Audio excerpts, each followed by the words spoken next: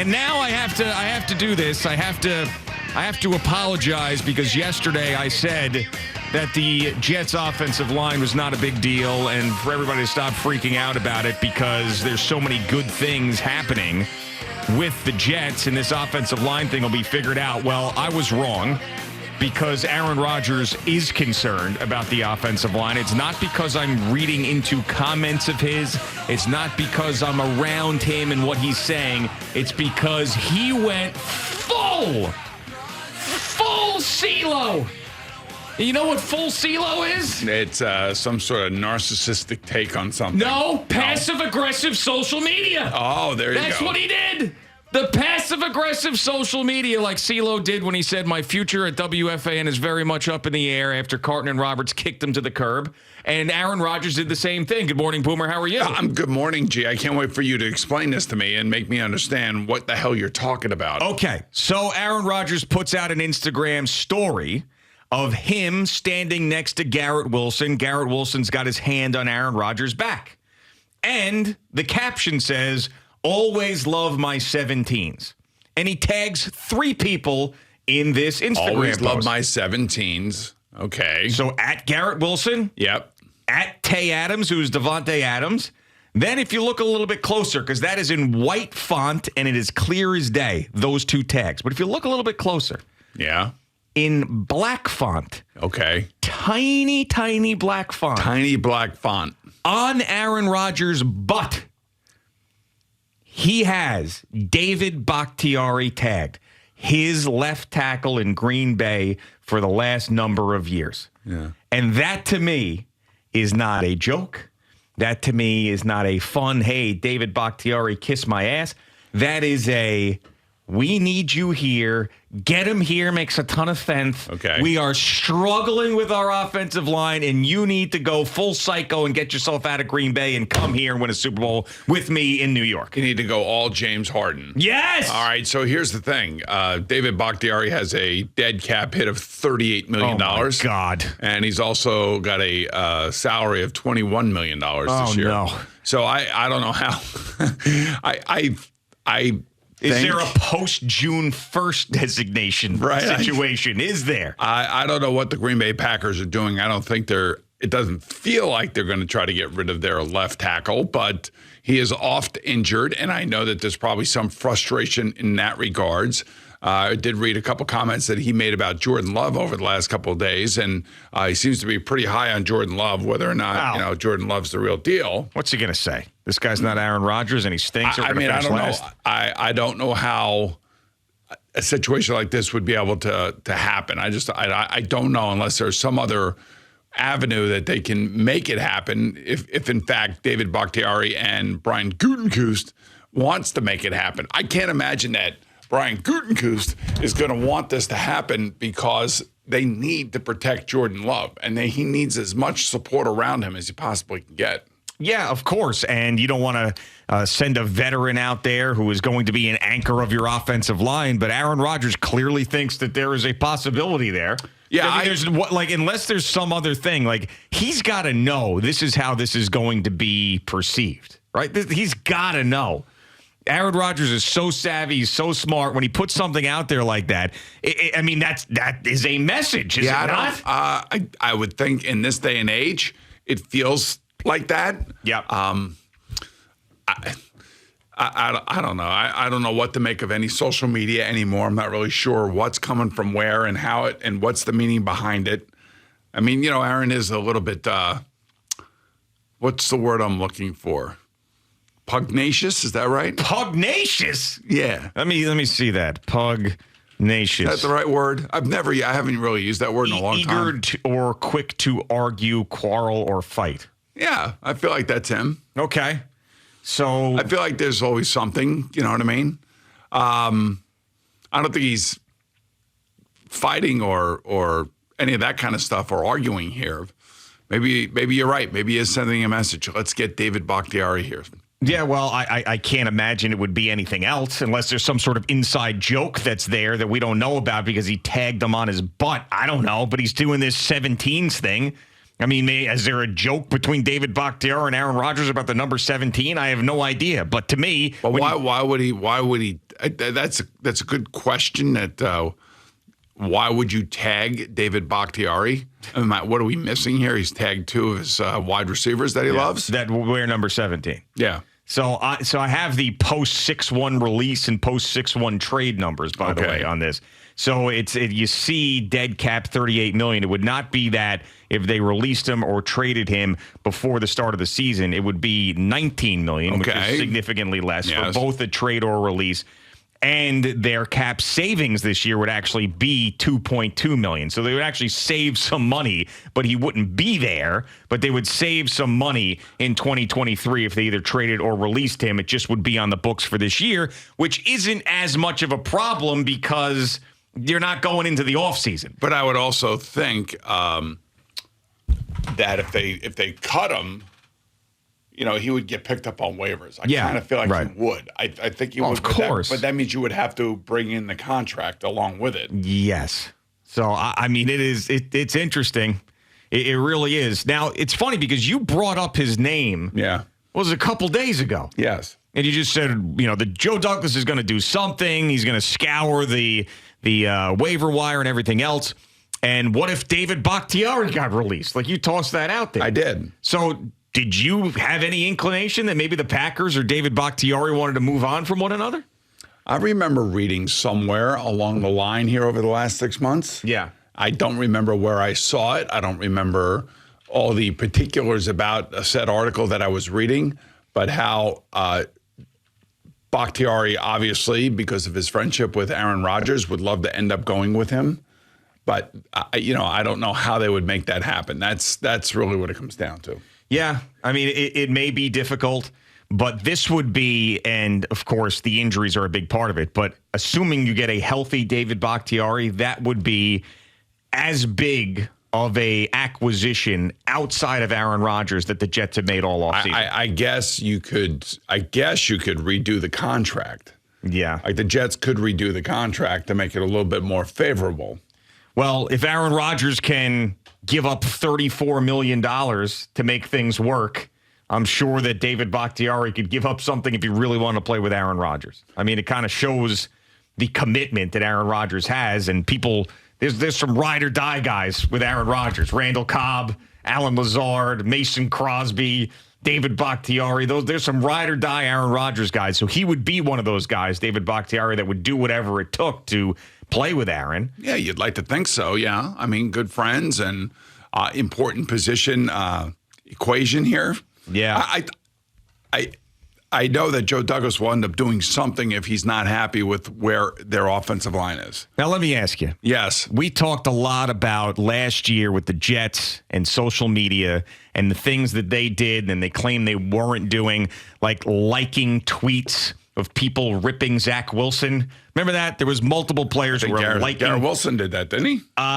Who was it? There was somebody. Yes, I do remember. Maybe it was Elijah Moore. There was a couple of them that were doing it. I don't know if it was Garrett Wilson, but there was a couple that were doing it. And then they came out and were like, no, we weren't. That was just a mistake. I didn't mean to do that. And they had to backtrack. Because that gets back to Zach Wilson. He feels like crap. Mike White T-shirts. He feels like crap. There are offensive linemen on this team that probably feel like crap. That see that Instagram post and probably take it the same way that we do. So is that a good thing or a bad thing? Is that a kick in the ass from the ultimate leader saying I got to get my crap together because he's going to bring in his buddy to take my job? Yeah. Or is it like, hey, Aaron, can you explain to me why you're tagging this left tackle in your post? Like, well, the other thing, too, is what does that tell you about the potential of Dwayne Brown and his injury? Yeah, I mean, does that have, obviously Aaron's all plugged in over there and knows exactly what's going on with the players. Does that mean that Dwayne Brown has got an issue or? See, this is why. This is why you love social media. Yes and no, but this is why these things are such problems for teams, organizations, and players. Because when you go passive-aggressive and you don't really go right at it, then all this room is left for interpretation. So now we're sitting here this morning going, he definitely wants David Bakhtiari, and Dwayne Brown's probably not coming back anytime soon, and his teammates probably are upset that he made this Instagram post when it might not mean any of that. But when you do something like that and you're Aaron Rodgers, we're all going to speculate. You drive us all nuts. Yes. That's exactly what happens. That's what we've been doing that now for a good 10 years, trying to interpret what the messaging is on somebody's social media platform. Yeah, I mean, to me, unless there's something that I don't know. You got to be like James Harden. Just go right out and say it? Just go right out. Daryl Morey's a liar. Can't stand him. I'll never play for his team again. Yeah, just do that. At least we now know where he stands. Yeah, I mean, there's so many guys that don't do that, and they go the social media route, and it's just, it's kind of cheesy. And they try to put things out. They'll erase the team from their profile. They'll do those things. Just scrub their Instagram. Well, that's what Lamar Jackson did. Scrub it. I'm going to go scrub my Instagram. I'm going to show you guys. I'm going to take out that picture of me wearing that Ravens jersey just to show you that I'm upset. Oh, that stuff happens all the time. Right. But this is like an interpretation, speculation situation. But what else could it be? That's especially when you're talking about the one weakness that everybody is talking about on the team. And they're still talking about it. Yeah. It's going to be an incessant conversation. It's going to go on and on and on. And I was wrong, man. I really thought, it'll be fine. He's not pissed off about it. It'll be okay. They'll figure it out. They're good everywhere else. Now you're saying he's pissed off about it? No, I think he's concerned. That's a reach. I think he's concerned about the offensive line. Hey. Yeah. Concerned is one thing. Yeah. Pissed off is another. Well, I like him pissed off. Pissed off's a good thing. Yeah, but I don't think he's pissed off. Oh, he says, I came to this team and you got this garbage-ass offensive line. Come on, Joe, go get my buddy. Enough of this. He's got his buddy, Billy Turner. Yeah, true. He's got a lot of buddies over there. Yeah, but he does. He needs another one. Whatever it takes, man, to make Aaron comfortable. What do you need? It's sort of like Joe Douglas has a high-maintenance wife right now. That's really what it is. He's got a high-maintenance wife on a meager salary, meaning that he doesn't have a lot of room to operate with. And he has to figure it out. The wife wants diamonds for her birthday. All right, you got to figure it out. Yeah, I don't know how. Maybe cubic zirconia. You don't want that. Yeah, right. Or a lab-grown situation. No, you got to go out. You got to get the real thing. Yes. Don't give me the Dwayne Brown at 38 years old who's breaking down. Don't give me a Mekhi Becton who can't stay on the field for 2 plays in a row. What I want the diamond necklace, and I don't care how you do it. Put it on friggin' layaway. Open another credit card. Put us in massive debt. Doesn't matter because we're going for it because I need to be happy. I got to be not. I got to be happy. I have to be protected. So I want a diamond from Zimbabwe. Yes, and you got to figure out how to get it. Well, in this case, this diamond's coming from Green Bay. Yeah, it is, and I think that Aaron Rodgers, when he does stuff like this on social media, you're assuming that he's probably doing it tenfold to Joe Douglas. All right, so you heard Mark Murphy about a week ago just basically slam Aaron Rodgers. I hope he loses, and I hope they lose. And well, yeah, of course. Well, of course you would expect that. I'm glad that he said it. I know, but very rarely do you ever hear a executive actually say what Mark Murphy said and how he said it. Yeah.